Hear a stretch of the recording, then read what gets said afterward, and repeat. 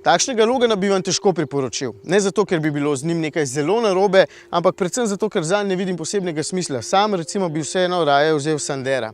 Mogoče osnovnega za dobrih 7000 že boste dobili vsaj dokaj prostoren avtomobil, čeprav ne posebej prepričljiv.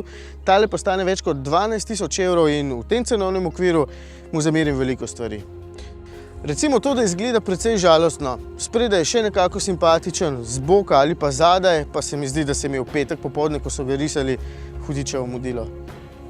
Tudi znotraj je podobno, volan je precej neogledan, ta plastika zelo trda, čeprav presenetljivo škripa bistveno manj kot pri kakšnem Clio in edina sodobna stvar je ta doplačilni zaslon na dotik.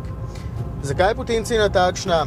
Ker ima ta pod pokrovom dizelski motor, ki je sicer glasen in robat, ampak solidno potegne in z dobrimi 5 litri je tudi dovolj varčen. Pa zaradi parkirnih senzorjev, tega zaslona, električno-pomičnih stekel in nasploh, ker je paket opreme tukaj najdražji.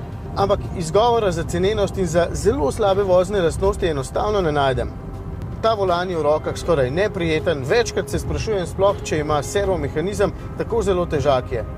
Vzmetenje pa, kot sem navajen pri Daciah, precej trdo in na vsaki neravnini avtomobil prav nerodno poskakuje.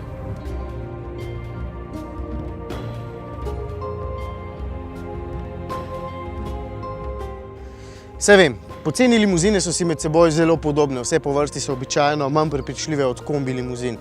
Ampak kakšen Rapid je kljub višji ceni svetlobna leta naprej od takšnega Logana.